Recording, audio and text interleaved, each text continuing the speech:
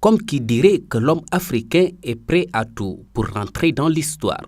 Hélas, sur le continent noir, les hommes sont plus que déterminés à préserver jalousement l'inviolabilité de leur sanctuaire hérité du chancelier allemand Bismarck, quand l'homme africain tue son prochain pour une histoire de poisson.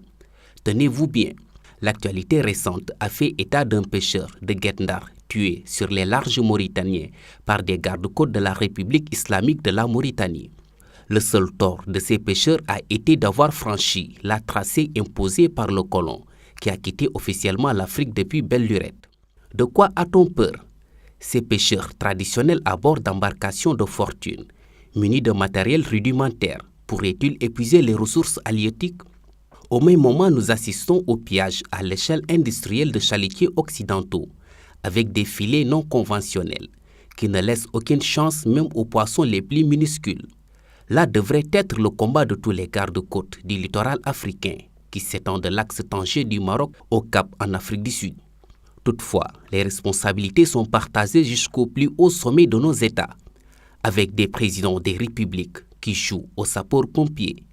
Sans aucune vision d'anticipation, ces derniers attendent que le sang soit versé pour paraffer des accords de pêche.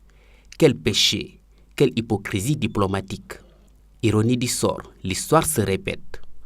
On n'a pas encore fini de pleurer le regretté pêcheur sénégalais. Un citoyen bissau-guinéen tombe sous les balles d'un douanier de la République du Sénégal. Encore, les frontières continuent avec leur lot de victimes. Une fois de plus, un homme âgé de 50 ans, époux de 3 femmes, perd la vie à cause de tracasseries frontalières. Ces pèlerins bissau-guinéens ne demandaient qu'à franchir la barrière frontalière pour effectuer leur pèlerinage au pays de la Teranga.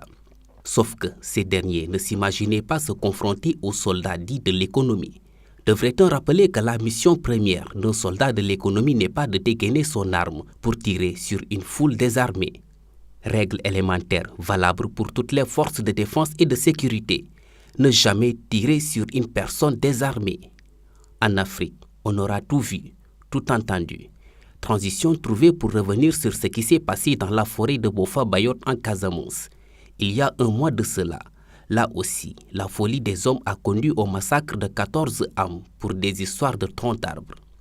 Hélas, les exemples ne finissent pas et la liste est loin d'être exhaustive. Bref, l'histoire semble retenir que les Africains sont beaucoup plus hostiles envers leurs propres frères blacks qu'ils ne devraient l'être envers les envahisseurs étrangers qui ont exercé la traite négrière et la colonisation sur notre continent et qui continuent toujours de piller toutes nos ressources.